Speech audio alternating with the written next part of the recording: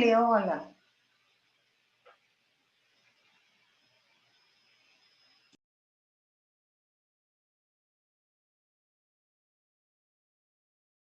לא, זה בעיה שהתחילה כבר באמצע הנחיית מדיטציה בשבוע שעבר, אז אני נעלמת וזהו.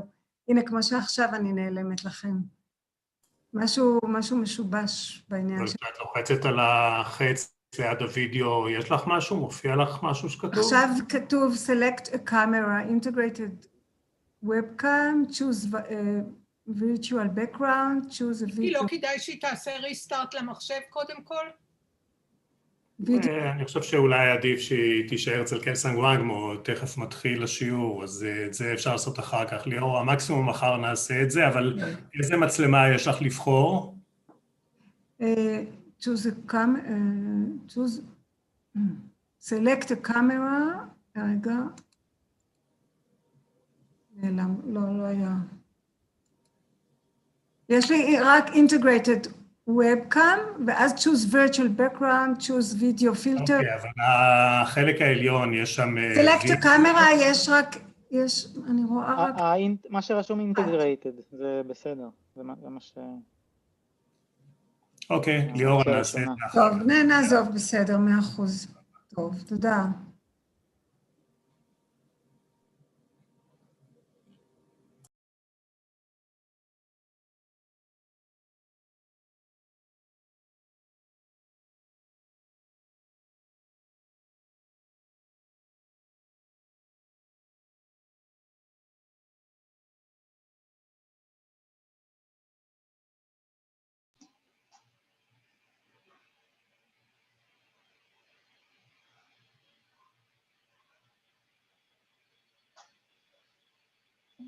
חיה לי רצינית, עירי רצינית, הלו, גשמה. גשמה.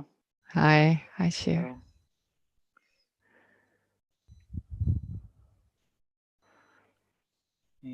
Okay, so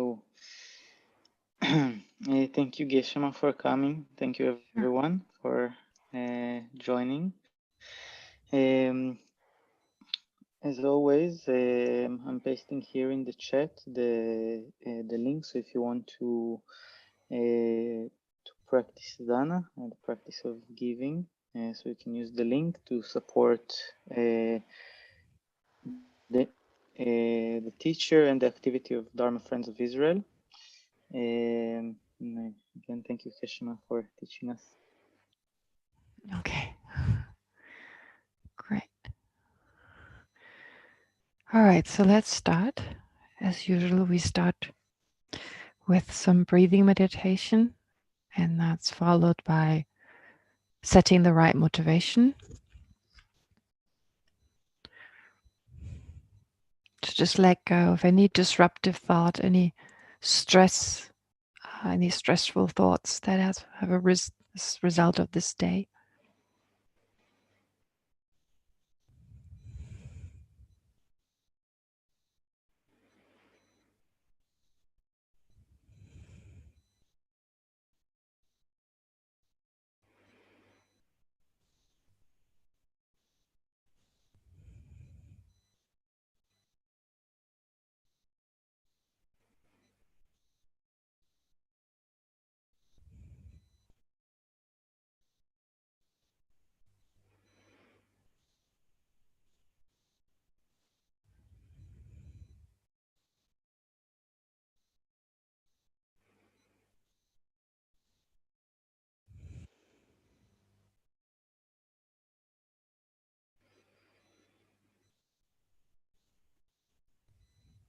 And then to make the time we have here together most meaningful, especially with regard to the study of this text, think first of all that in the space in front of you is Buddha Shakyamuni, who's inseparable from your own spiritual teacher.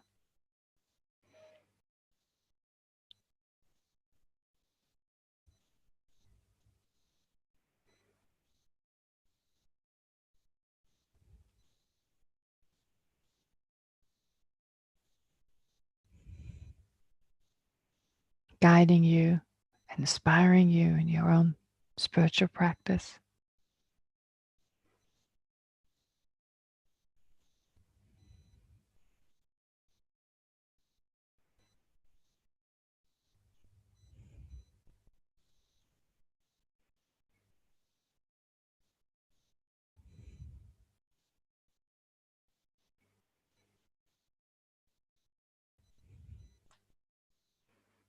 And then surrounding the Buddha, who's inseparable from your own teacher,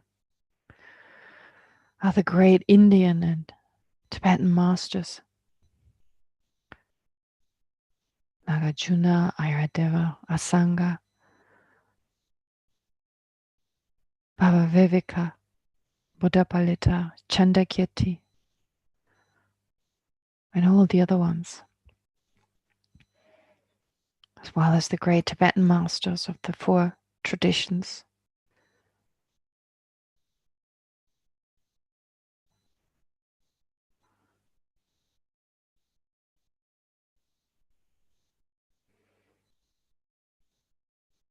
Who are all in the nature of your own spiritual teacher.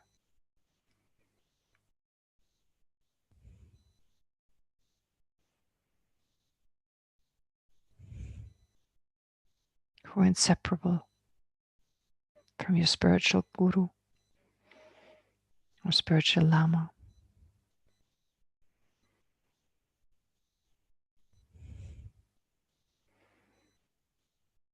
Inseparable also from your inner spiritual teacher, your own wisdom.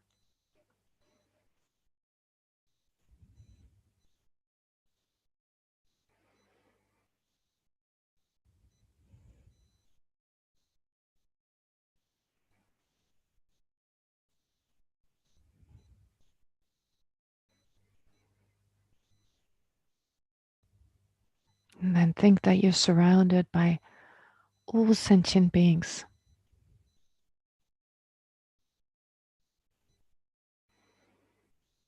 With all their different sufferings, their different problems and difficulties. In particular, their rude misapprehension of reality.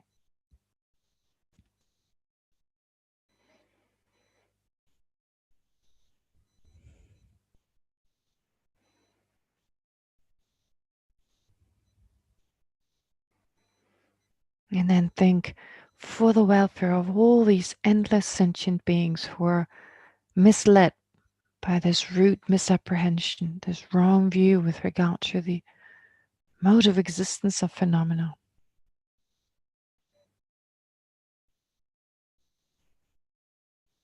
I will take personal responsibility for their welfare.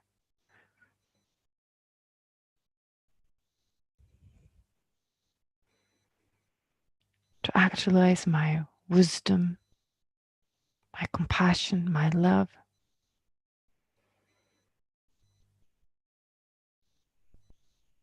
And eventually attain the enlightened state of a Buddha.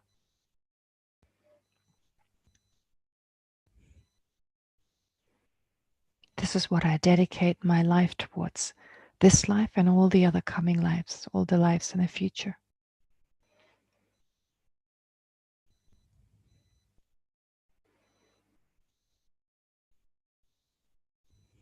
And may my study of Chandrakirti's text become one of the causes for me to become enlightened for the welfare of all sentient beings.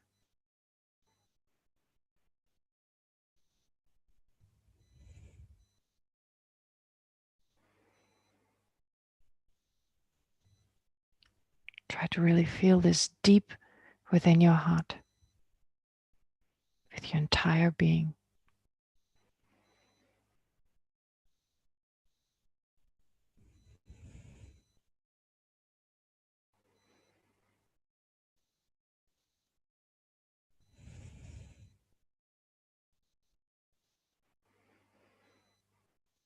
And then without letting go of this motivation, we recite the prayers together. I go for refuge until I'm enlightened to the Buddha, the Dharma, and the Supreme Assembly. By the accumulation of merits of practicing generosity and so forth, may I become a Buddha to benefit all sentient beings.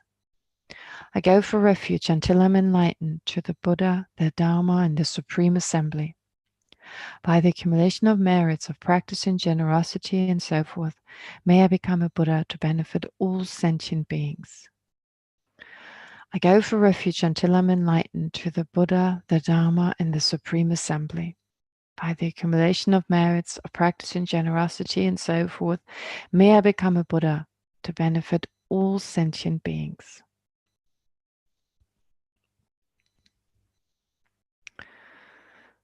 May all sentient beings have happiness and the causes of happiness.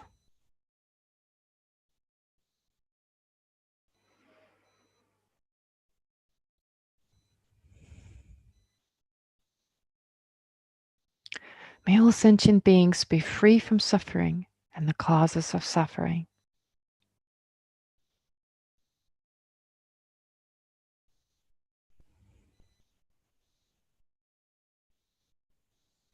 May all sentient beings never be separated from happiness that is free from suffering.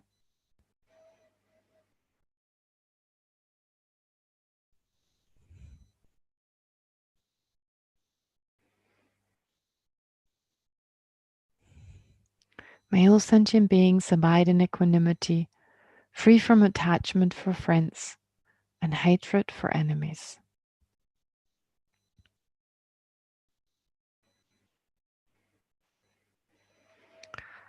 All right, okay, so let's start.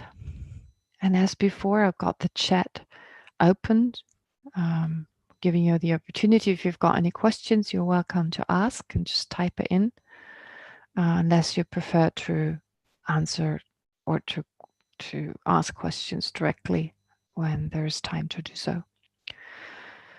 All right, so we're still with patience. We'll complete this subject today, or this chapter today. Of course, last week was a great opportunity to practice patience, well, depending on your political views.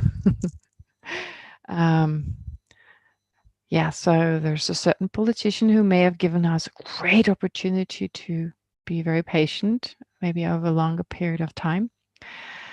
But of course, also the opportunity, well, to understand that our attachment, our holding on to certain things that we really want, are responsible for our problems, for other people's problems. So an opportunity also to practice generosity means patience, well, love and compassion, and of course also patience.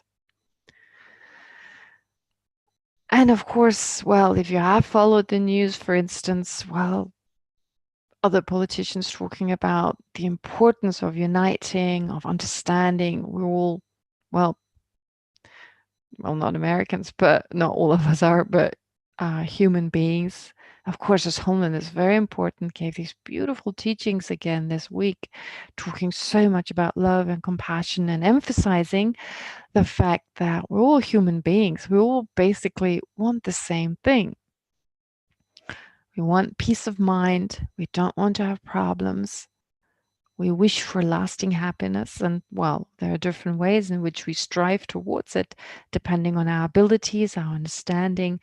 But we just can't get out of our own mind in the way we are conditioned in terms of our, well, rude misapprehension that leads to exaggerated views on this, that, and the other, to harmful emotions, exaggerated imbalanced types of emotions, such as attachment, anger, hatred, jealousy, and so forth, that lead us to do the craziest actions, do the craziest things, which in turn lead to experiences which then may enhance again these harmful states, these afflictive emotions, and so forth.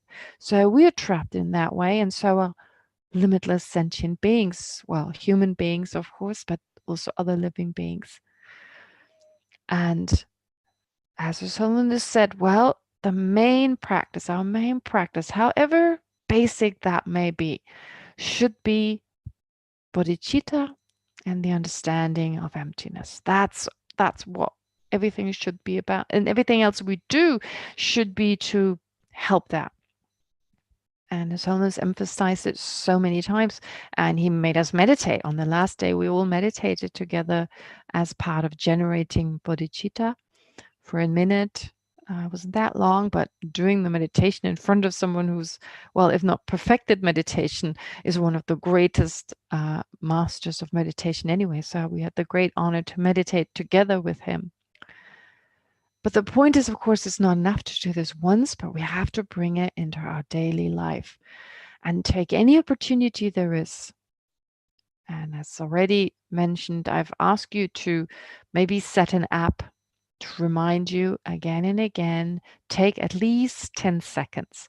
Apparently, the understanding of the neuroscientific understanding is to really make an impact on your brain in a profound way, you should do something for at least 10 seconds. So in terms of mental processes.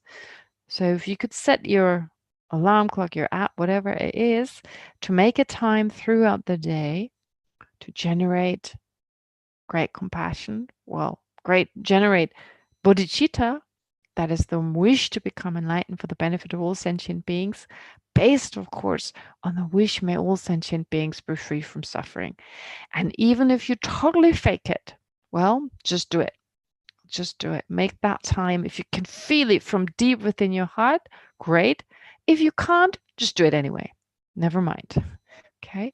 So it definitely has some benefit. It definitely puts your mind in the right direction and gets this familiarity going. And of course, if you can take it to a deeper level, that you should do that in the morning, get up, generate bodhicitta.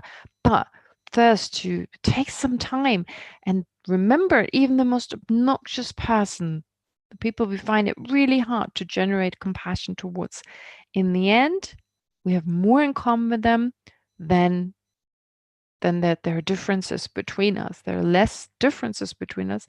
There's more that we have in common with them, such as that driving force, that wish to be happy, wish to not suffer.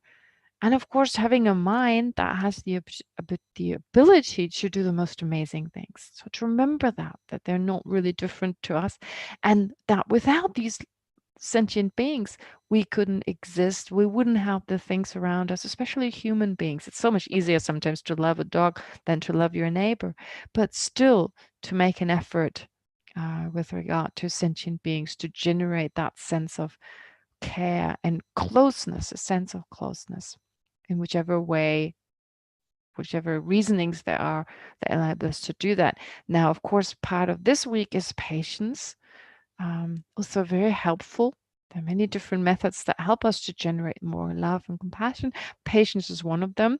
And in particular with an obnoxious person, well, they're so kind to us in that they're being obnoxious, in their being difficult, in their behavior, in that the way they behave frustrates us, gets us angry, because they're the best teacher to practice in patience. Who else would actually show us what we still have to work on?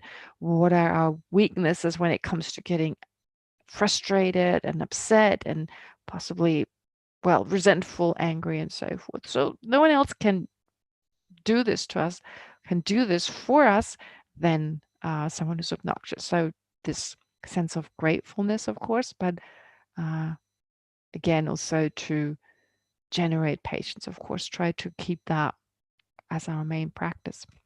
Make that our main practice of this week, besides bodhicitta. So those are the two. We'll bring in more emptiness, as we go along, but that'll actually start next week once we start the 6th chapter, because the next 2 chapters following from this chapter, after the chapter on patience, after the 4th chapter, the 3rd chapter, the 4th chapter is very short, the 5th is 2, and then the 6th is extremely long. Okay, but we've got a little bit left on what I wanted to explain to you already last time on patience. There's an aspect that is mentioned in particular in Lama Tsongkhapa's commentary, clarifying the intent. It's part also of what's explained in verse 11 of the 3rd chapter. So as part of the practice of patience, what Chandrakirti also explains here, and it's, well, extensively explained in Lama Tsongkhapa's text, is that because on that level our degree of patience is so high, in that there is no resentment, there's no anger, these thoughts of frustration, they just don't arise any longer. And that naturally calms down the mind. It gives the mind a natural kind of calmness. Well, no, the mind isn't, in its nature, it is actually calm, but because of our afflictive emotions, that natural calmness just cannot arise. But with this degree of patience, actually, a bodhisattva now has a level of calmness that enables him or her to generate certain types of concentration. Now, usually when you do the traditional study, you spend a month, 2 or 3 months, depending on, well, your teacher, the curriculum and so forth. You spend quite a long time on studying about the concentrations, study the different types of concentrations, how to develop them. Now, we don't have this time. Moreover, the subject matter here is a slightly different one. So I don't want to say too much about it, but I also don't want to totally ignore it. So I'll say a few things about it that I believe you may find interesting. Concentration is such an important function of the mind. And we all have concentration to a certain degree. Of course we do. Otherwise, we would never be able to read a book or finish the preparation of a meal. A certain degree of concentration, that function of the mind, is always there. However, it's quite limited. And the less concentrated we are, the harder our life, obviously. Because with the lack of concentration, we're forgetful. We forget easily. Okay. Therefore, in order to generate concentration, we need certain other functions. So mindfulness is another example, or is another mental factor that is important in the context of concentration, a certain degree of concentration. And the Tibetan word for mindfulness really means recollection, to recall, the ability of the mind to go back to that which it actually wants to focus on. And together with that, there's a certain degree of self-introspection, of self-observance, if you like, introspection and attentiveness. So different function of the mind. Now with concentration is so important on a spiritual, so just in the terms of our daily life, of course, concentration is important. As I just said, in order to perform certain tasks, we need a certain degree of concentration. It makes us happier as well. The more focused we are, the less distracted. So being concentrated is the opposite of being distracted. And distractive thoughts, they increase our suffering, they increase our anxiety, they increase our anger, they just increase certain emotional states. While a calm mind, a concentrated mind, well, it's just because it's calm, it is less affected by certain harmful emotions.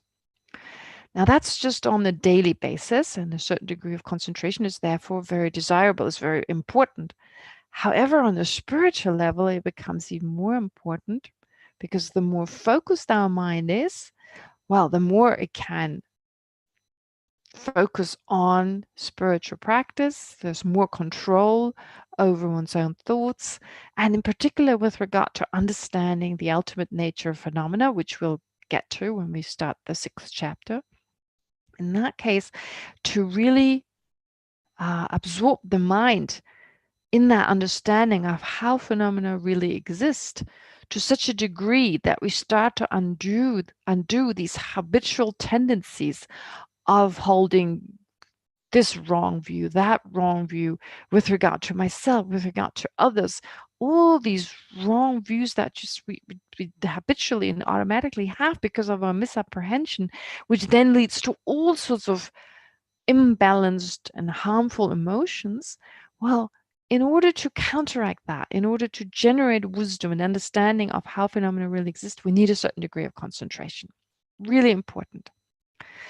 And of course, you've all heard about shamatha, calm abiding, but that's just the beginning. Now, it sounds to us, shamatha is like, whoa, it's like that goal of concentration, but that's just the foundation of the levels of concentration that are explained here in the commentaries, at least. When it says in verse 11, on this ground, the bodhisattva attains absorptions and clairvoyance. Why? Because here attachment and aversion come to exhaust completely. So whatever afflictive emotion that has, as of all the different afflictive emotions, they all disturb our mind. They all disrupt our mind to a certain degree. But anger and aversion does that in the strongest way.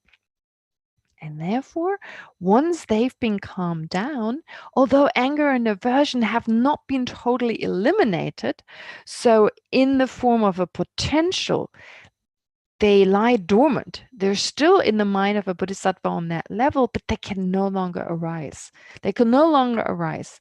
The conditions are no longer there for that to arise. Okay, so therefore, anger is no longer active, aversion neither. And this level of calmness is possible, and these absorptions that are mentioned here can be attained. Because of this, he or she, bodhisattvas, at all times are also able to destroy all the attachment associated with the desire realm. Now, what we're talking about is this. Now, you know probably about shamatha. If you don't know about it, well, there's plenty of material that you can read about, you can learn about. It's not difficult to understand. It talks about 9 levels that your mind goes through, if you like, or 9 levels that your mind sequentially, one after the other, develops until eventually you reach what's called calm abiding. And that means you're able to stay focused. So with great clarity and focus, you're able to stay focused on one object for at least 4 hours. Okay, but like I said, that's only the beginning. Now, the explanation that is usually given in the context of certain levels of absorptions or concentration has to do with, well, first of all, different realms of existence. But here the realms of existence are of lesser importance, but might as well mention them. What is more important is the type of mind that is associated with these realms of existence. Now, this takes us right away into an area that some of you may struggle with. But because you struggle with it, that's why I think it's important to mention it over and over again, just because this is so much part of reality, from a Buddhist point of view, of reality. And if we ignore this part, well, we've got an incomplete sense of how our mind actually works.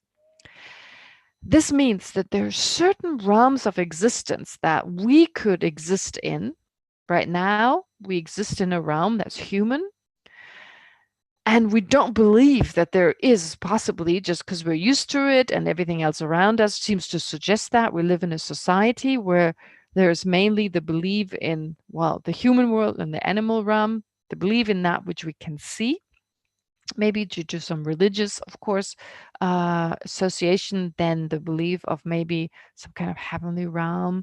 But in general, well, from a Buddhist point of view, our mind is actually the main factor responsible for all our experiences.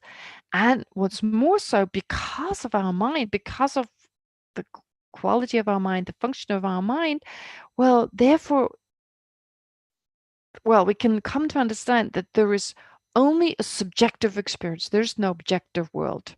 There's nothing objectively existent in that. Well, even if it did exist, no one would perceive it. So it would be a reality that would be totally irrelevant to any of us, because what we experience, our reality, is our own personal reality.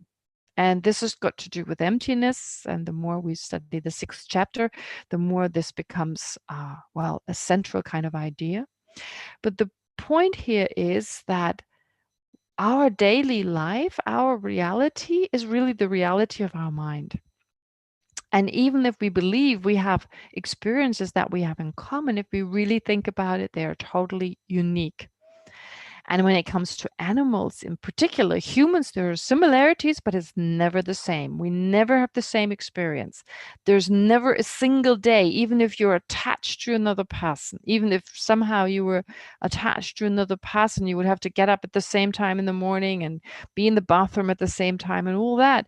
Even then, your experience could never be identical. And then for the human realm, of course, there are great similarities, but on the level of the animals, the experience of a dog, the experience of a flea, the experience, so different. So different. So we live in these parallel worlds, if you like with each person have their unique experience. And we're quite limited in what we can perceive. Obviously, what we can perceive of the outside world is our sense perception, and that's it. And that is limited, well, we all know that. There's so much of this world we can't perceive. And even if we can perceive a part of it, it's not as intense as in terms of smells, what a dog can perceive, and so forth. So if we really give that some thought, we come to understand it makes sense that there are other levels of existence that we just can't perceive. Okay, so we may not believe in that because we believe in the strong sense of objectivity, but it's just a matter of familiarity. So we're used to think in the way, oh, there's just humans and animals. So we're used in that way.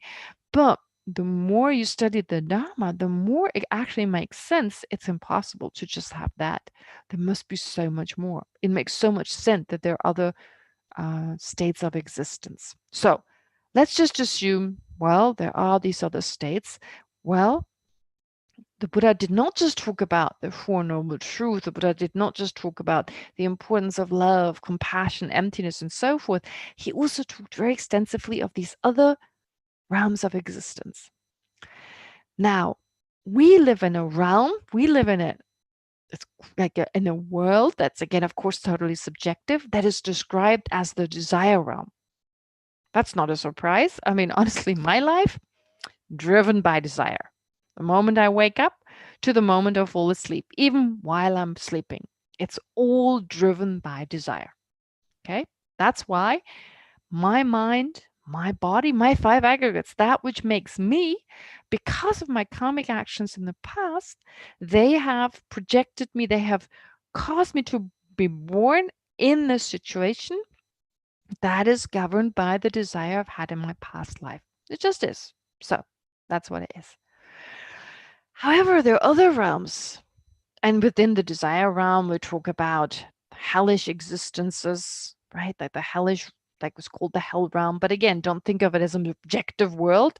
It's just the experience of a being with a mind that is described as a mind in whose continuum a hellish kind of karma has ripened. And then there's the preta existence, there's the animal existence, there's the human existence, and there's even a celestial kind of existence where beings have subjective experiences that are celestial, that are with a lot less suffering, a lot less worries, etc. But there's still desire. Desire is the forefront. Desire is everything. However, then there are also these subjective existences described as form realm and formless realm. So these are not part of the desire realm. They're not governed by desire. And these levels of existence, these subjective levels of existence, can only be attained if you have reached certain levels of absorption, certain levels of concentration that follow after calm abiding. What did I say previously? There is a certain level of concentration in Buddhism described. It's called calm abiding, or shamatha is the Sanskrit word. That means you're able to focus for at least 4 hours on one particular object with great clarity and with great focus, with great stability of mind. Okay, but that's just the beginning. You can actually generate even deeper levels of concentration, deeper in that you stay even more focused. The level of focus is stronger.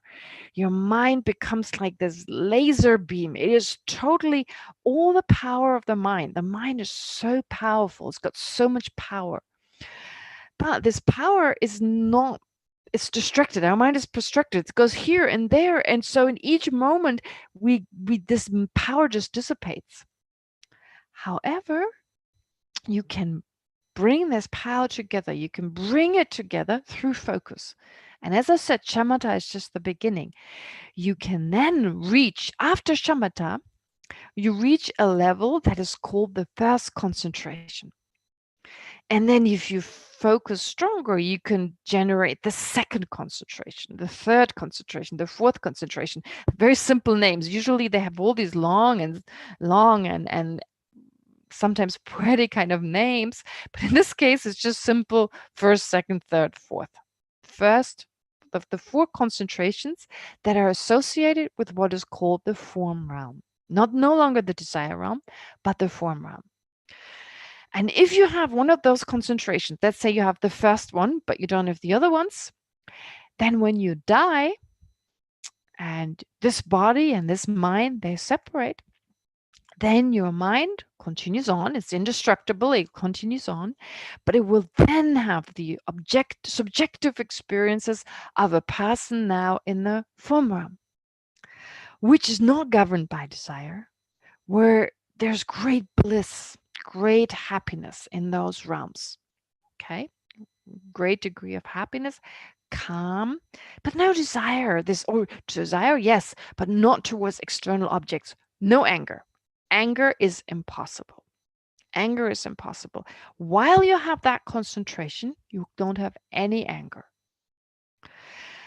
However, that does not mean you got rid of anger.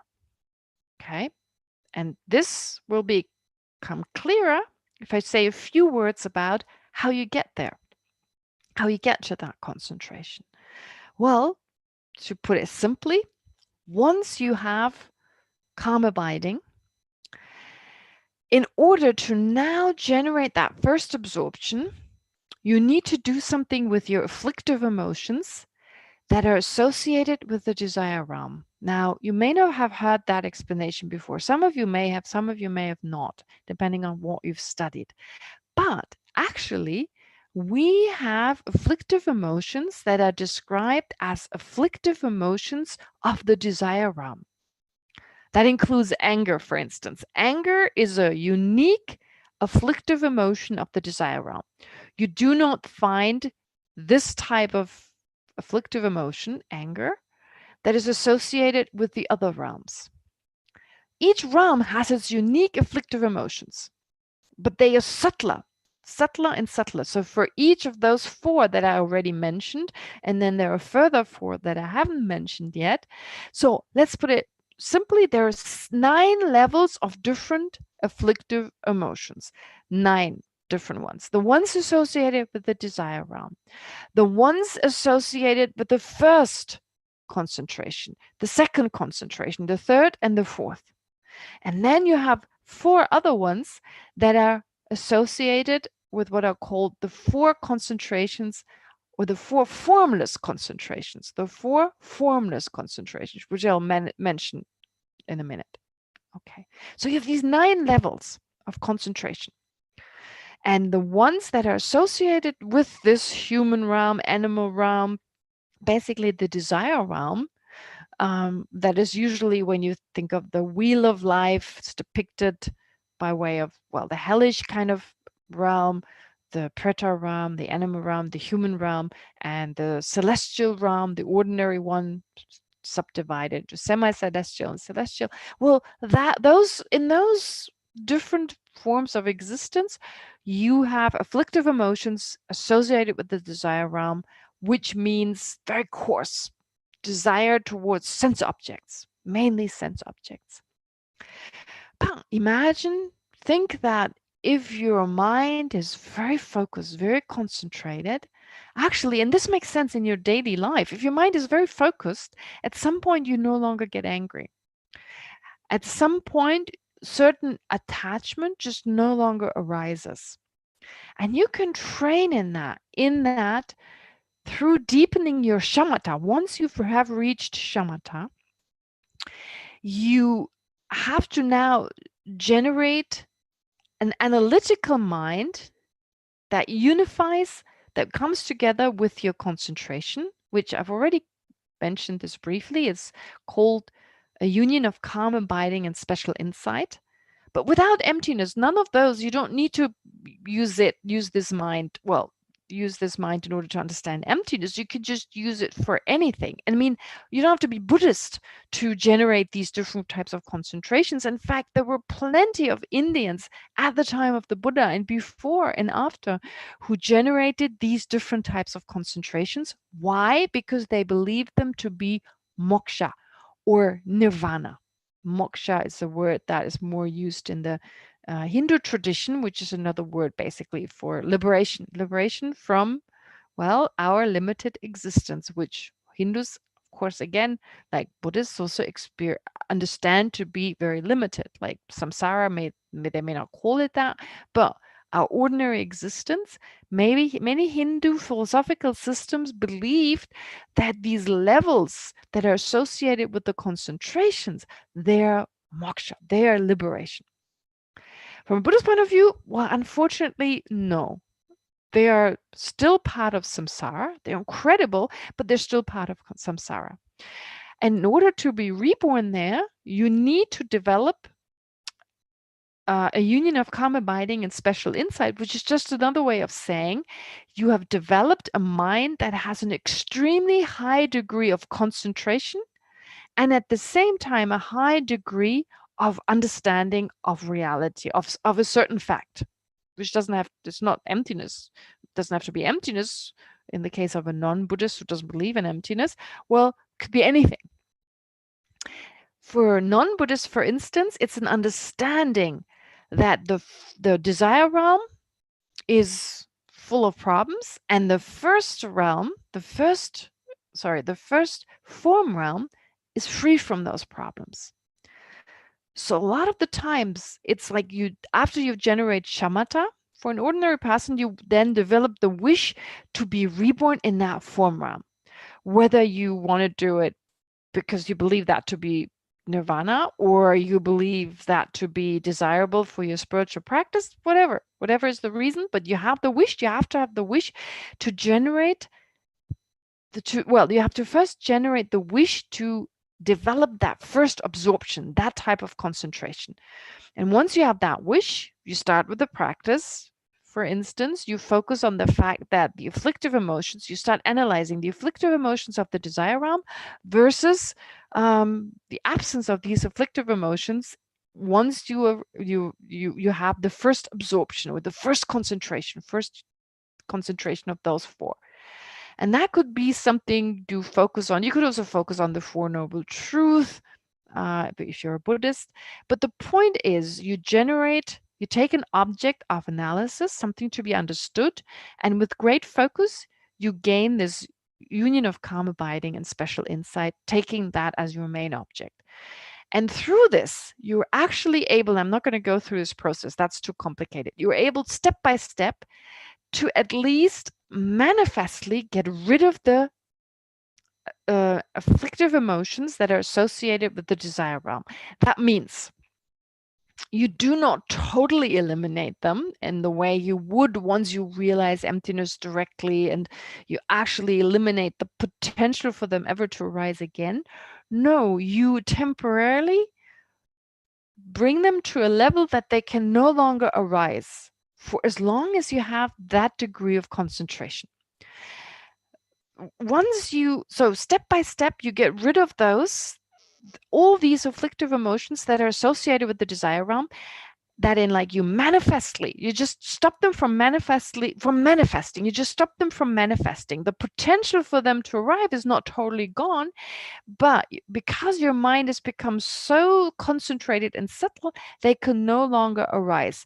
And when the subtlest type of afflictive emotion associated with the desire realm can no longer arise because you're so focused, that's when you achieve the first concentration. Now you've achieved the first concentration because this process of getting rid of these, even just temporarily, get rid of these afflictive emotions, this has been completed. So the ones of the desire realm can no longer arise. And only if your concentration degenerates can it arise again. But for as long as you have that concentration, These afflictive emotions associated with the desire realm do not manifest. The only ones that manifest now are the afflictive emotions associated with the first concentration, and they're so much subtler, so much subtler. Like I said, no anger, no envy. There's no jealousy and no envy, because envy is a form of resentment towards another person who has achieved that which we want ourselves to achieve. So that kind of resentment is no longer there. Therefore, there's no envy. Envy and what's it called? Anger, resentment, no longer there. Subtle form of attachment, surely. Subtle form of arrogance, surely possible, but again, not directed towards outer things, external phenomena. That's just the first concentration. But you can deepen that. You can deepen that concentration again and take as your focus, for instance, through this union of calm abiding and special insight. So being very focused, but at the same time understanding, well, the afflictive emotions associated with the first concentration, they are quite coarse in comparison to the state of mind you have when you reach the second concentration. Now you can actually deepen that concentration and now go through certain steps to reach the second concentration. And on that level, you no longer have neither the ones from the desire realm, those afflictive emotions, anyway, you don't have those, but also not the ones that are associated with the first concentration. They're also gone now. As long as you got the second concentration that is even subtler, that is even stronger and more powerful, you cannot. As long as you have that, as long as it doesn't degenerate, you do not have these afflictive emotions associated with the first realm and the desire realm. And in that way, you can get all the way up to the fourth concentration. And on each level, you get rid of these afflictive emotions that are associated with a certain level, because if you had them, you couldn't have the concentration that is associated with a higher level. And once you have these 4 absorptions, you can even attain the 4 formless absorptions. Okay, so in terms of, maybe one thing to mention. So if you have achieved, let's say, the second concentration, but not the third or the fourth, you're going to be reborn. That is when you die, your mind, rebirth is just another way of saying your mind will exist in a way, will have the experience of having a certain body with certain experiences that are associated with the second realm, or the second form realm, or the second level of the form realm, if you like, which is associated with the second type of concentration. And it's so peaceful, it's so blissful, it's such a wonderful existence, which, like I said, some non-Buddhist systems would believe to be nirvana or moksha, while the Buddhists say no, it's still part of nirvana, but it's a nice state, and maybe temporarily you may want to be reborn there if it helps your spiritual practice. Okay, and as a bodhisattva, you may want to be reborn there and to benefit living beings in those realms. Okay, if you have a strong karmic connection with them. All right, now you can go all the way. You have all 4 concentrations, and if you have all 4 concentrations and nothing higher in terms of concentrations, well, then you're reborn in the 4th realm, 4th form realm. But you can go even higher. Your mind can become even subtler, even more concentrated, even more focused. And that means you can be reborn in what's called the formless realm, which means you no longer take on a body. You have no body. Your mind continues to exist in that very focused, concentrated state. And it's the same process. There are certain afflictive emotions, very subtle attachment that is associated, attachment towards concentration, assumably, that therefore, when you reach that state, well, you only have that type of that type of attachment that is associated with this particular formless realm, and all the other ones are no longer active. Okay, so to cut it short, there are these 8 levels once you move past the desire realm. On these 8 levels, 4 of the form realm and 4 of the formless realm that are associated with deep levels of concentrations. So actually, for a Buddhist, they're not that important to be reborn in those states. That's not really considered because it's samsara. But the concentrations, they are very helpful. Why? Because we try to understand how phenomena really exist. Obviously, because the misapprehension of how phenomena actually exist is the cause for all our trouble. Now, the only way to counteract that misapprehension is to understand the object of that mind doesn't exist. It perceives something that has never existed and will never exist. And that is, to give it another word, is described as emptiness. Okay? So the absence of a certain mode of existence that has never existed. That's called emptiness. And we need to understand that. But understanding it itself is not sufficient. It's the quality of mind. It's the type of mind that is helpful for understanding it such that it really has an effect on our life. And that's true. Like, just this is really high advanced, but never mind. In daily life, that's also true. The more focused we are, the better our understanding of this, that, and the other. But like I said, the more concentrated, the more focused your mind is, the more powerful it becomes. The mind is so powerful. It can be so powerful when it's focused. And that power of mind we need to develop in order to really cut through our misapprehensions and also to benefit others. If we have a powerful mind, the power of perception, of understanding reality, becomes so much greater, and we can be of so much more benefit to others. This is why bodhisattvas want to achieve these concentrations. Whether they want to be reborn in those states, well, that's just associated with their wish to benefit other sentient beings. But the concentrations, they are helpful. And that takes me to, well, in terms of understanding ultimate reality, they're helpful because they're very blissful and very subtle.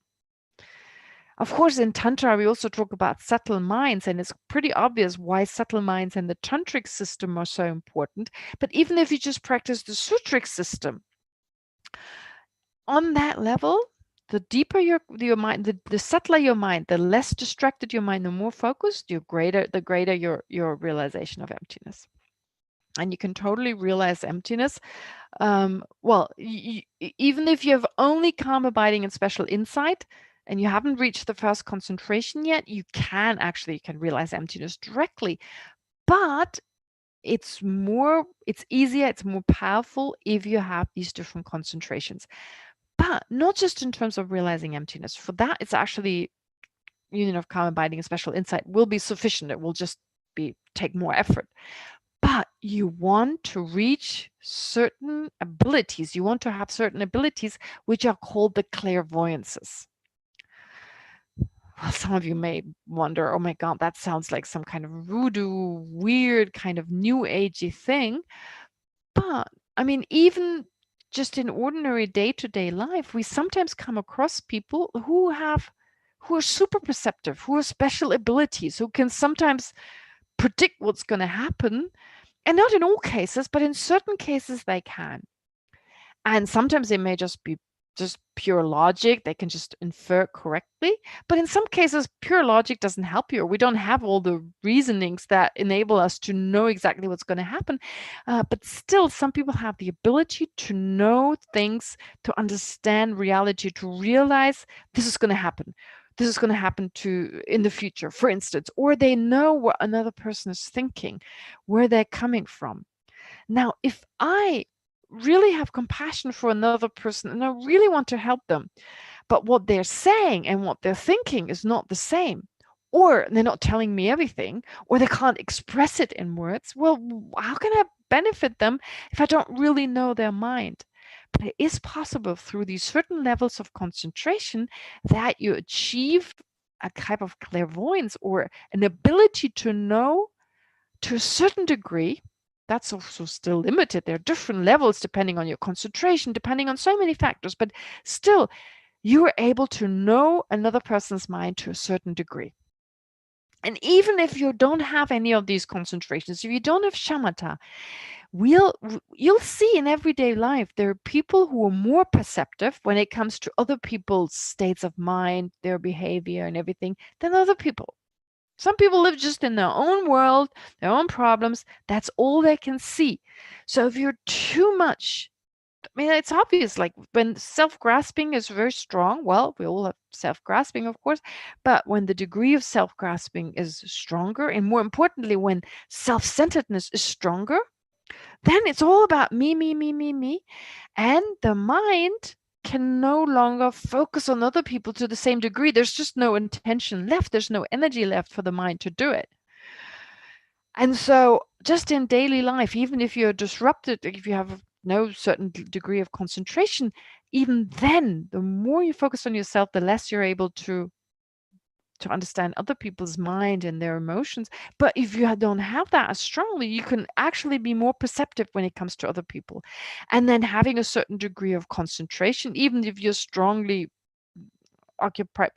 preoccupied with yourself, even then you may be able to perceive other people's, have a sense of their thoughts, etc.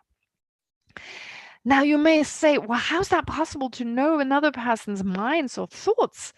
But I mean, there's so much we can know just through familiarity. I talked about this before. I think I did in this class of a good friend of mine who once said that when she gives massages or treatments, she has learned to actually touch a person's arm and understand the energy of the arm, what's going on in that arm or in the body itself, just by touching it. And I do the same thing and I don't feel anything. I maybe can tell whether it's warm or cold.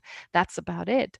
So we can actually, our mind can develop these abilities to know, well, the energy in the body. A Tibetan doctor or a Chinese doctor can actually learn to understand the energy, the subtle energy in the body, which is very subtle, very hard to understand.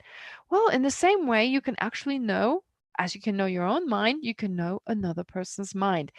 But you need a certain level of concentration, and these concentrations help you to do that. And what a great ability for a bodhisattva. A bodhisattva is not all-knowing yet. A Buddha has the greatest knowledge. Like Iki asked that question last time. What's the difference between the all-knowing mind, the omniscient mind of a Buddha versus these clairvoyances? Well, these clairvoyances are limited. They're limited in what they can know.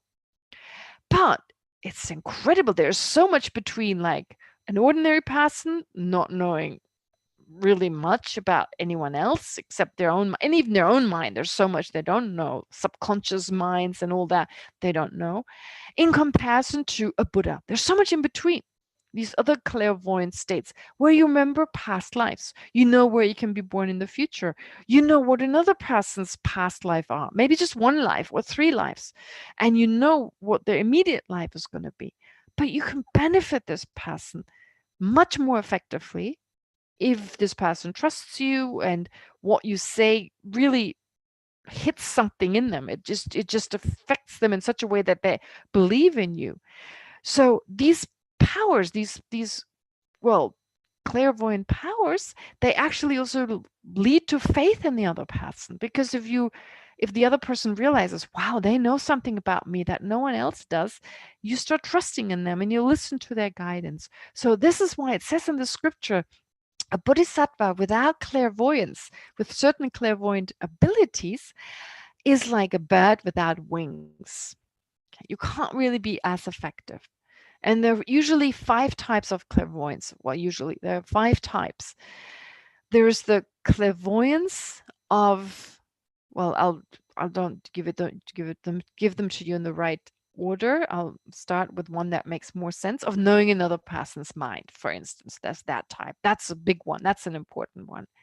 And then there's the clairvoyance of the divine eye, where you can actually see, not with your eye consciousness, but with your mental consciousness, you can see things that other people cannot see. For instance, if someone is in trouble in a certain place, and as a bodhisattva, you may then be more effectively able to help that person. I'll talk about that, in which way you can do that in a minute. So, which is another type of clairvoyance. So you can see certain things with your mental consciousness through this deep level of concentration, and now the ability to perceive things, see things that ordinarily would only see with our eye consciousness, now with your mental consciousness. And that's called the clairvoyance of the divine eye. Then there's the one of the divine ear. You hear what other people are saying. You don't need to leave a bug in their house or anything like a listening device. It's actually, you can perceive that. And again, you know what another person's are saying, what conversation they're having, etc. You can receive Dharma teachings far away. All that makes it possible. All that is possible with that type of mind. Again, if you use it in the right way, hugely, a huge tool to benefit other sentient beings. Then there's the ability to know other people's mind. I've already said, knowing past and future lives. That's another one. So clairvoyance of knowing other people's mind, the one of the divine ear, divine eye, and knowing past and future lives, your own and others. And then there's the clairvoyance of miraculous powers, which means you're able to do things that are certain feats, that are certain abilities that are not usual, that are unusual. So things like walking on water or transforming, I don't know, this into that, like certain substances and so forth. All this seems a little bit like child play. Like, why? Who cares? Walk on water, big deal. We got boats. We got other ways, but because of these concentrations, these abilities, well, they can be very handy when you really maybe need to save someone, for instance, or when it comes to inspiring other people. Now, there was a time when those were used a lot. Nowadays, it's the lamas. I'm convinced that most lamas have these abilities. No, most, I don't know, but a lot. I mean, the ones I've met, everyone knows about Jadu Rinpoche giving instructions in terms of, in terms of people being sick, etc. His Holiness, like, no doubt. If you hear some of the stories of the people who spend time with him, like the Tibetans, his clairvoyant abilities, amazing. If you hear from people who have audiences with him, when he said certain things that were like, wow, you can't have that many coincidences. Lama Zopa Rinpoche, for instance, incredible. And I've my personal experience with a few times. I didn't have many experience, but once or twice that they said things and it was so incredible, or heard these stories. So they display them in a way that is quite hidden. Because at this day and age, with the social media and all this is not a good time to actually publicly display them in a way in which they used to. If you read some of the stories of what happened in the past, they were displayed much more frequently. But if you think about it, it makes sense. At this day and age, people like with media, social media, etc., but on a personal level, they still happen. And they do something to us. They open our heart to these incredible beings, the possibilities that, what is possible with their mind, and also their wisdom and how they can guide us in a way which no one else can. So this is so inspiring. This is before Buddhahood. This is just being a bodhisattva, being able to benefit other people more effectively. And for that, having these concentrations is so, so helpful. Now, we're just beginners. But there's no harm in thinking of what is possible. And also our spiritual teachers having a better understanding of some of these powers that they have. So in order for us to have enough trust to follow their teachings, to follow what His Holiness the Dalai Lama says.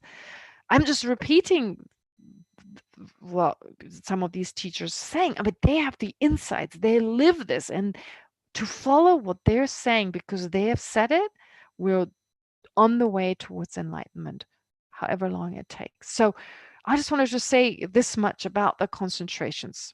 That should be enough for today, from now on the concentrations, unless it comes up again in a different context. But this is once your mind has, once you have removed, on that level, the possibility, and the anger is also just temporary. It's still just not manifesting at that point. Even for a bodhisattva who's already started to totally eliminate, not just manifestly, but just totally eliminate afflictive emotions, he or she has not totally eliminated the anger together with the potential, the seed for it to rise again, for anger to rise again, but it still cannot arise. It's not possible on that level, the type of mind.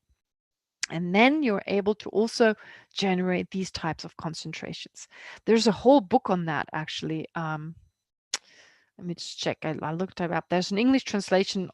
If you really got a lot of enthusiasm, you're going to read this book, but it's a little difficult. It's called The Study and Practice. Wait, let me just look it up. It's called The Study and Practice of Meditation, Tibetan Interpretations of the Concentrations and Formless Absorptions by Leah Zala, or Zala.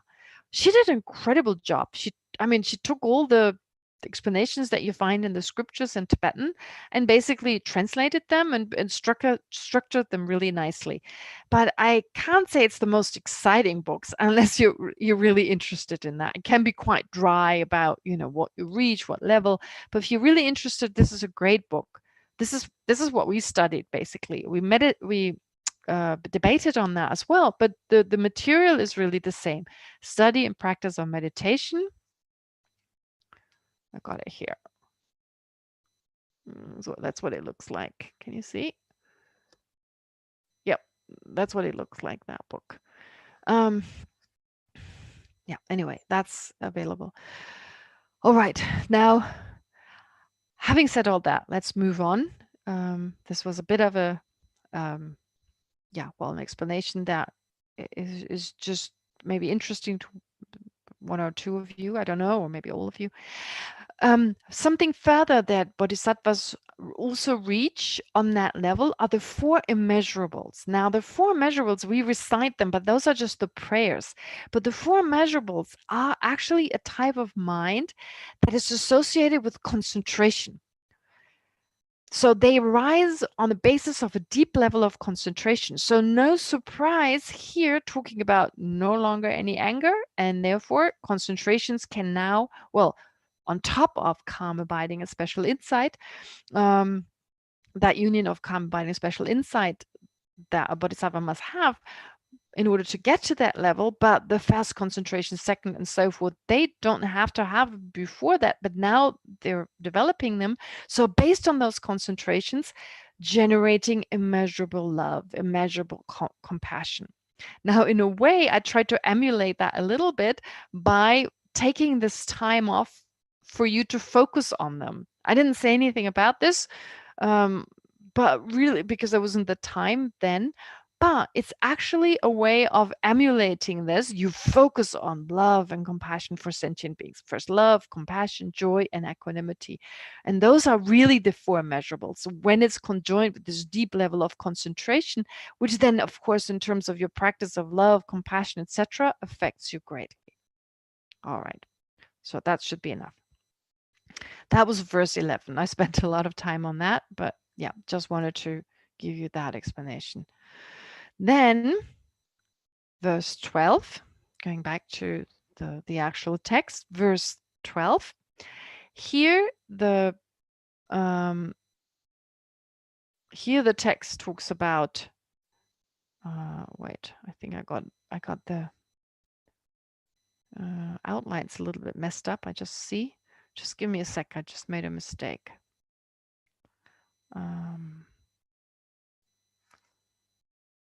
Okay.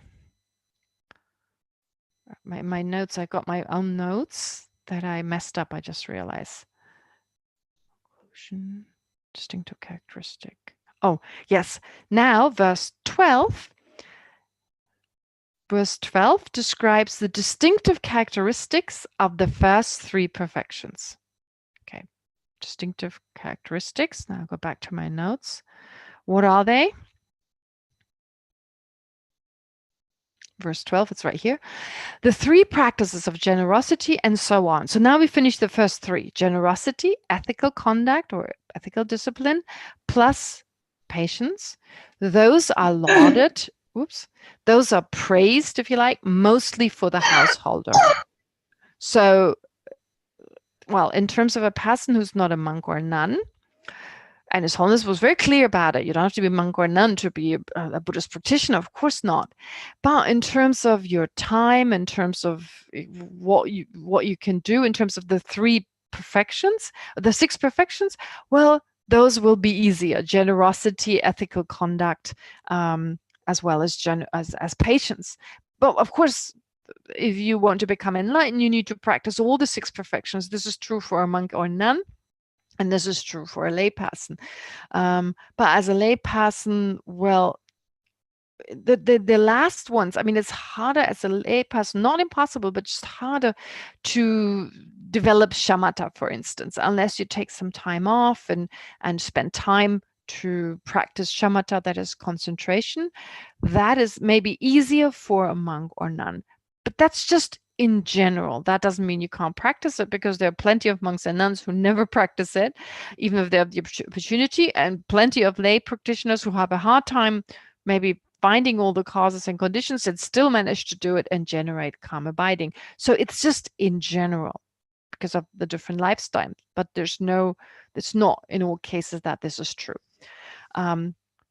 Also, well, generosity, if you have sufficient funds when it comes to generosity of material things. Of course, there are other types of generosity, and that can be practiced by anyone.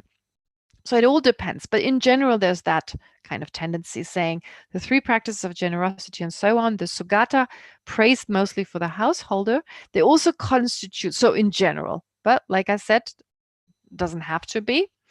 But they also constitute what is known as the collection of merit. And they are the cause of the Buddha's form body. So in general, for anyone, monk or nun or lay person, whoever, it's a very powerful means to accumulate a lot of merit, a lot of positive potential, which in turn helps us, of course, in our development of wisdom. All right. So this is easy to understand. This verse is not hard to understand. I don't think I need to explain it further. All right. So that's that verse. And then, and again, because of my mistake in my notes, I need to go back to. All right, so those are the distinctive characteristics of the first 3 perfections. And now the conclusion. By means of stating the qualities of the levels, this bodhisattva who abides in the sun radiating light. That's why it's called luminous. There's this, what do you call it? Like a vision that this bodhisattva have of this copper-like light. And you may wonder, why is this important? Why, in what way is that important? That kind of vision the bodhisattva has, like, well, so much other stuff that's much more important. And I've thought about this too, and I haven't had the opportunity to ask, but my sense from everything I learn is, well, and this question is asked, it was actually a question that was supposed to be asked to His Holiness during the teaching, but there was not enough time. We usually get the questions in advance to prepare them in our respective languages, but there was no time. And the question was, how do you know you progress on the path?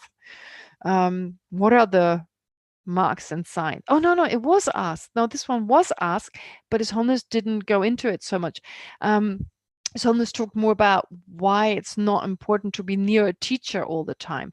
But the question was also like, how do you know you progress? And the question was so long, there's just not enough time for His Holiness to go into all the details, I guess. But the point is, with regard to our own practice, how do we know we progress? How do we know as a bodhisattva? It comes up again and again you're on the first level, second level, etc. Now, in general, I guess you know when you realize emptiness directly. I mean, that experience, when you rise from that, it's like, wow, so different. And of course, also when your afflictive emotions are reduced, and you know when your life is suddenly only directed by compassion and by bodhicitta. I mean, come on, that's so different to an ordinary life. I think to a certain degree you can tell. And I'm wondering whether also these visions are also, because as a bodhisattva, you learn about these levels. Of course, it's like what you do, this is your entire life. So when you have that vision, you know, okay, I must have reached this level. All right, so now I need to be careful. This is what comes next, etc. If you have a teacher, the teacher may confirm that, but even better than that, if you know yourself, right? So that's why it makes sense. You have these visions and they give you a clue. And the vision here for on that level is that copper-like vision. Okay, so once you read this level, so the Bodhisattva who resides on that level, who abides in the sun radiating light, like a copper-like light, having first dispelled perfectly the darkness within his own self. So the darkness in this case of impatience, being impatient, etc., wishes keenly to utterly destroy the darkness in other people. And on this ground, through extremely piercing, no heat of anger remains. So it's just concluding. All right, so those are the qualities. Great. I think that's sufficient. There's nothing more. Yeah, abides in this special light, having dispelled the darkness within their own self to a certain degree, certain darkness, and now being able to do this for others as well, and then anger is gone. All right, nothing hard to understand about this verse. So this completes the chapter on patience, very important chapter. Now, okay, I was going to do a little bit more, but okay. I spent a little bit more time on that, but I want to answer these questions I've just seen, and also I would like to meditate again, of course. There's no harm in doing further meditation on patience. Now we'll just say a little bit about the next classes. We might be able to start the 6th chapter. We have 3 verses left, and the next time, well, the next chapter is on enthusiasm or diligence, whichever you want to call it, but it also talks about selflessness, the last line, and this is usually explained in more detail, certain types of selflessness. So I want to actually start going into that type of selflessness as part of your meditation for next time. All right. And then depending on how it goes, it's always hard to say how much time I need, but depending on how it goes, we may actually start the 6th chapter, though the beginning part is only an introduction. But I find it really important to start with selflessness, which is why I will do that. Okay, let me just read. Sumakama Sopa said, how can I help someone with attention deficit syndrome to practice shamatha? Whoa, now, okay. How can you help someone to do that? That's a difficult one, because that's a type of disruption, though in a way I think in the 21st century we have all a certain degree of attention deficit syndrome. I mean, comparison to the Indians and the Tibetans in the past without stressful life, we all have a certain degree of ADS. But of course, there are stronger cases, and how can you help them? Well, to teach them very simple techniques of mindfulness, but they should be very much adjusted, and of course to enthuse them to talk about how incredible shamatha is, this degree of concentration, talk about the benefits, so they develop the wish to generate it, they're enthusiastic about it, and then very gentle, just not giving them too much. And if they see there's some benefit and they have some joy in doing it, they may actually engage in it. But that's difficult. You need to see the situation, what the situation is like, because this is not something that is explained in the scriptures as that. Say, I can just give you verse number such and such. This is how it's explained. It's much easier if you're the one who've got attention deficit syndrome to actually, now it's another person, even harder. But I guess just as much as you can understand about mindfulness, etc., and that knowledge, be creative about it. If they're not Buddhist, find a way, through mindfulness, the way it's presented nowadays, most effective, because those are the mental functions you need for shamatha anyway, and then take it from there. Sorry, there's not much I can say. What is divination? Okay, what is divination? I think I heard from others when living in India, they asked their Lama for this one, some difficulty. Yeah, so divination, that's just another way of asking a Lama to use these clairvoyant abilities. Now, some they use dyes to do this. Some they use a mala. There are actually some non-lamas, like they're not considered to have these clairvoyances, but because of some strong connection with the meditational deity. Because of what they've done in the past, they have that ability. I talked about this also, like just ordinary people, they can have these clairvoyant abilities to a certain degree, and sometimes they make a lot of money with it. I mean, these abilities are limited. You need to have a karmic connection often to the person. So in some cases, you can make the right prediction. In other cases, you can't. There are a lot of causes and conditions you need to have.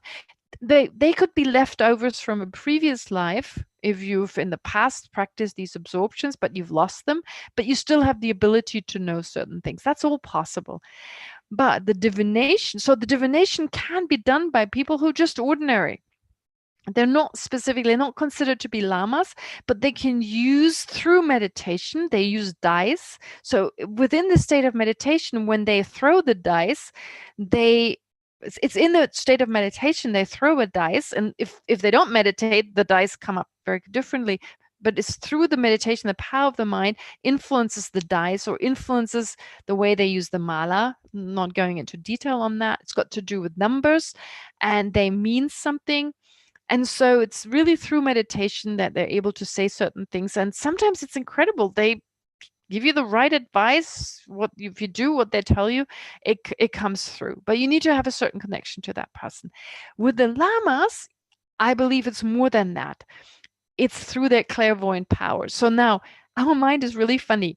We kind of believe in these divinations more than in the abilities of the lama. So for me, Jada Rinpoche is a great example. We oftentimes ask Rinpoche, like, please make a divination. Can Rinpoche use the dice?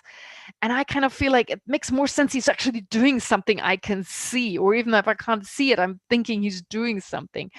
So I want it, but I don't think Rinpoche really needs that. And there were times when Rinpoche actually said, I don't need to use the dice. I can tell you directly. So it was almost like, I don't need those anyway. I can tell you directly. So he knew in that moment. Sometimes he may just use it because it helped him, or maybe, well, considering he's a Buddha or highly advanced, he didn't need it, but I needed it. So just to have more faith in that. So lamas use these divinations too. So depending on their levels, sometimes they just use it for our benefit, and sometimes like the dice or something to kind of look at with they count the numbers of the beats on the mala, and then at the end they come up with a certain number, and again the numbers meaning something. Okay, but like I said, this is just a kind of limited way in which you can benefit others, and the clairvoyance is of course greater. I hope this answered your question with the divination. Okay. Thank you. Yes, you're welcome. So we have time. No, we don't have time. Sorry, I just checked my clock. Sorry, there's no time for questions now. If you feel like, well, we haven't had enough questions, you'd like to have more questions, please let Shir know. If there are sufficient people, then I can start next time actually with going through some questions. We've finished the first 3 chapters. We can definitely do that. It's totally up to you. If that doesn't happen, I'll continue the way I described with the next chapter. And of course, you always have the chance to write something in the chat. Yeah. So at least I was able to cover those. All right. So please let Shir know if you find it important to have some question and answer. If you want to do it on a personal level, I could do that via WhatsApp. If you use WhatsApp, that would be a possibility to communicate it through Shir or directly. But anyway, time is up now. Now, I'd like to do a meditation, of course, as usual. Let's do a little bit more of concentration. We'll do practice on patience as well, but instead of just having 3 minutes on focusing on the breath, since we talked about concentration and the development of concentration starts with this, focusing on one object. So we'll do 5 minutes of meditation on concentration. And as you're probably familiar with the practice, mindfulness should be one of the functions. So to again and again, well, first of all, introspection, every now and then check what your thoughts are and gently bring the mind back. You need to have a certain degree of attentiveness, a certain degree of introspection, self-observance that needs to every now and then kind of just observe what's going on, and at the same time bring the mind back to the object. In this case, breath or breathing. Okay, just let go of thoughts. Whenever you notice you're not focusing on the breath, take the mind back to the sensation either at the nose or your belly, or if there's any other place where you'd like to watch the sensation of the breath. Okay. And we'll do that for 5 minutes and then a short meditation on patience.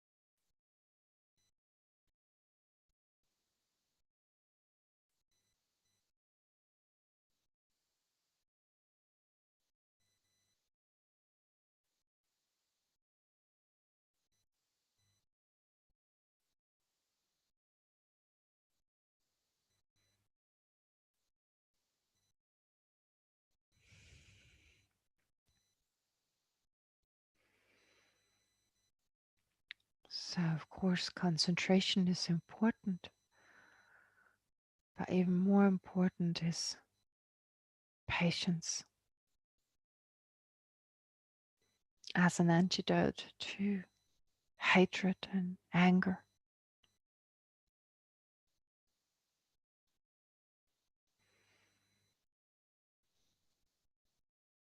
So, usually we all have situations in life that typically make us angry.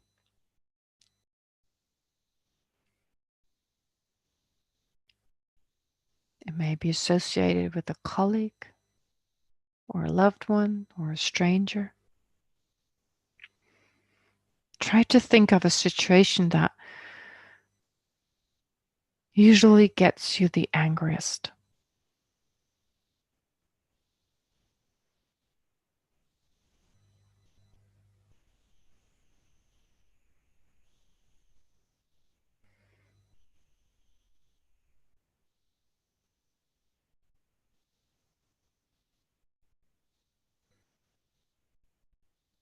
Without getting sucked into the anger, just become aware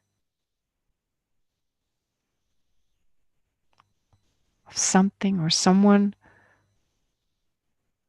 who usually gets you really angry.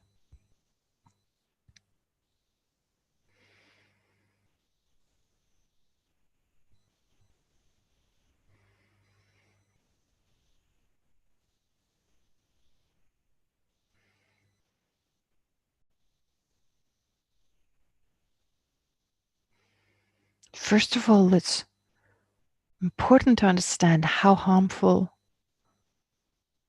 the emotion of anger actually is.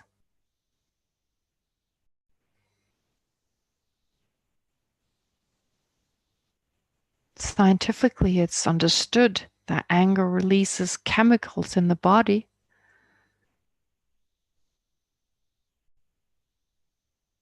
that can lead to heart disease or that can compromise our immune system.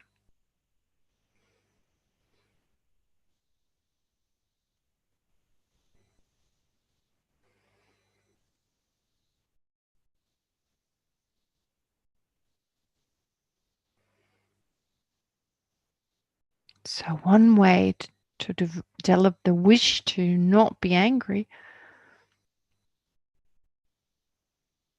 would be the understanding of its physical harm.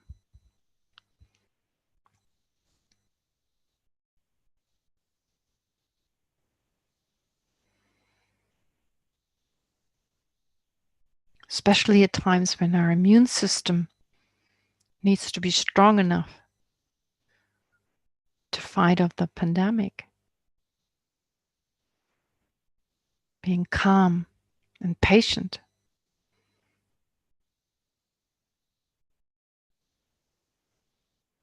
is more important than ever.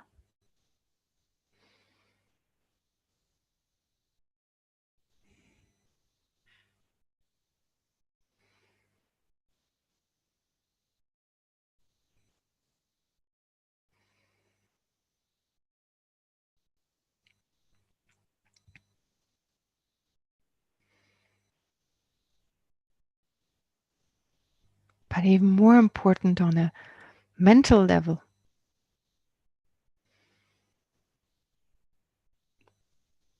anger is extremely destructive.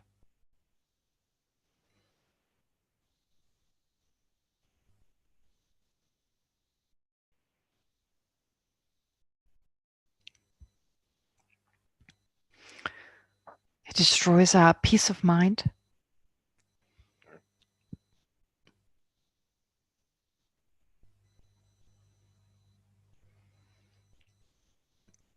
The moment it arises, inner peace becomes impossible.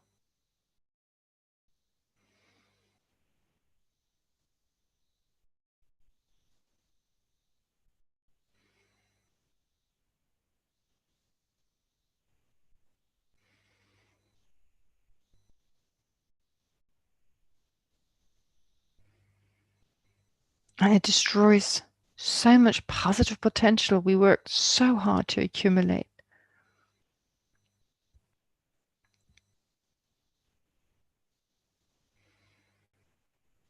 Positive potential we created through practicing generosity, love, compassion, patience,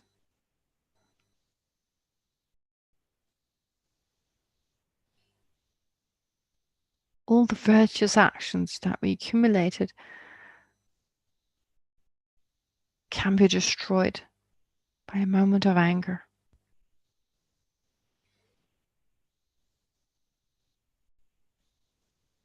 such as the destructive power on the mental level.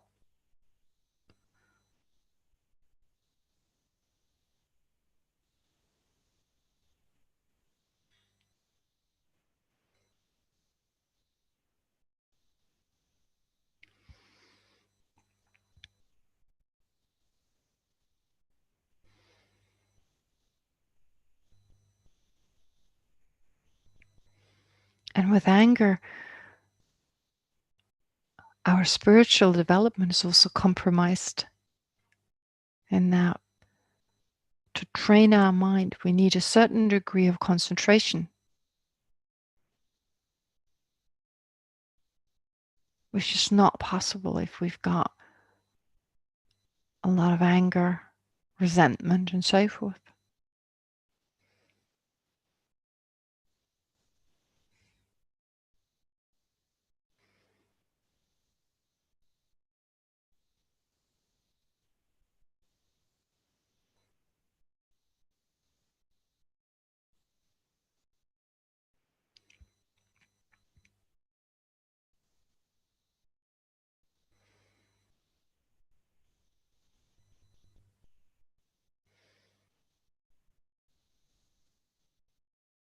That, of course, only refers to the mental state. Externally, we can still adopt strong measures such as raising our voice to an injustice and so forth, but not driven by anger, but by love and affection for others.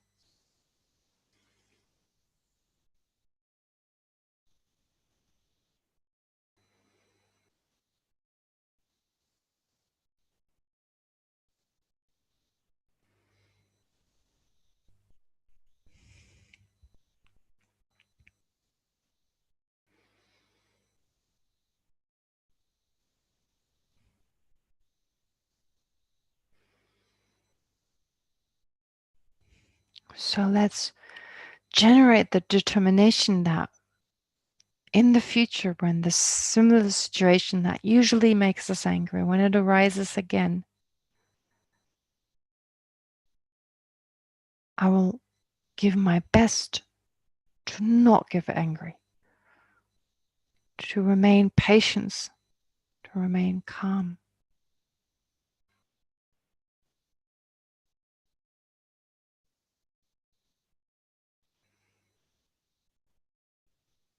Since it harms me physically, it harms me mentally, and hinders me from engaging in spiritual practice.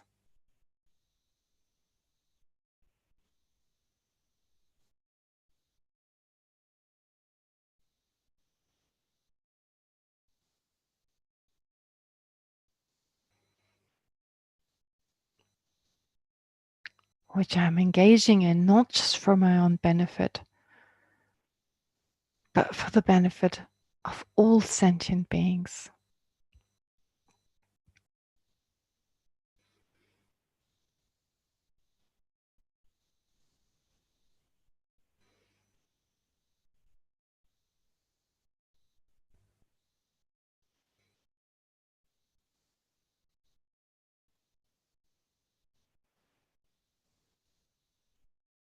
And so let's conclude this meditation by again generating the strong determination also throughout this week. No matter what, I will hold on to the aspiration to become enlightened for the welfare of all sentient beings.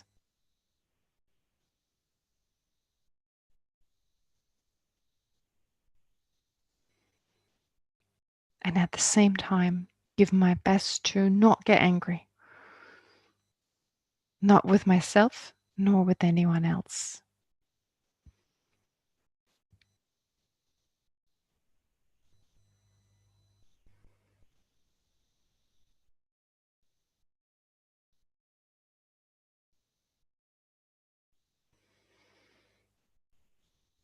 And so now, having studied Chandrakirti's text as well as having meditated on particularly patience and concentration. So let's dedicate whatever positive potential we've accumulated here together. Let's dedicate this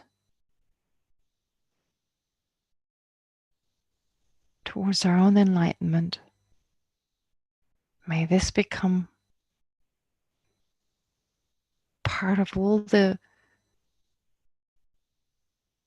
merit that I need to eliminate whatever is extra in my mind to be able to actualize the wisdom and compassion of a fully enlightened Buddha for the welfare of all sentient beings.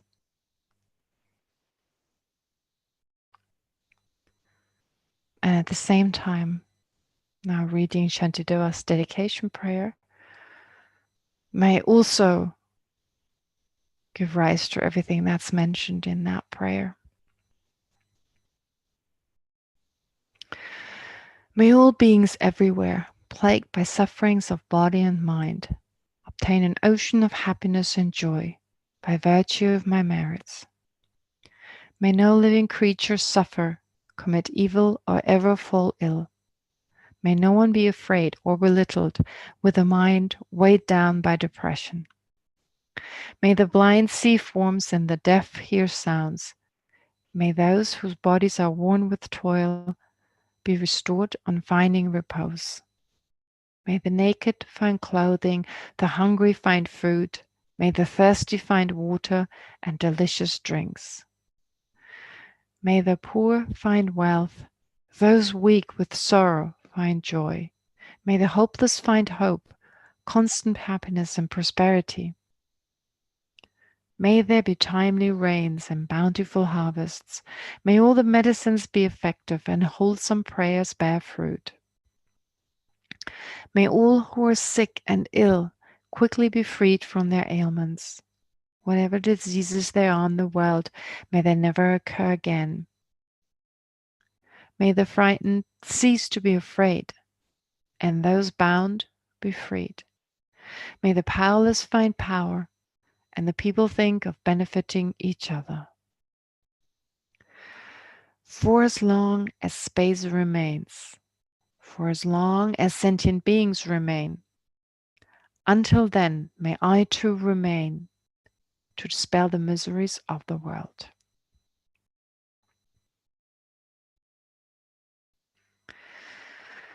Okay, great. So we're done. Sorry, that was 10 minutes longer than intended. Anyway, we're getting closer to the difficult stuff. So if you find the time, please start reading ahead. That may help. And also Lama Tsongkhapa's text, if you can read the commentary, that's definitely helpful. And continue, please, with your practice. As his home was very clear. Well, we haven't gone into emptiness much. Your understanding of emptiness, all that should, of course, also be in the back of your mind in whichever way you can. You should apply it. But for this week in particular, bodhicitta, again, set your app, set your alarm clock, whatever you can do, set your phone to at least for 10 seconds, generate the mind wishing to become enlightened for the benefit of all sentient beings, while at the same time, of course, your focus is the practice of patience. It's not easy. It's a lot of things to do, but I guess you've got a lot more to do than that. So 3 more things, not going to make a big difference. All right. Be well. Take good care. And I see you again next Sunday. Thank you so much. Okay. You're welcome. Very much, Geshe-ma. Bye. Thank you very much. Thank you, Geshe-ma. Bye. Thank you, Good Geshe-ma. night. Thank you. Good night. Good night. Thank you. Good night. Bye, everyone. Meet you again next week.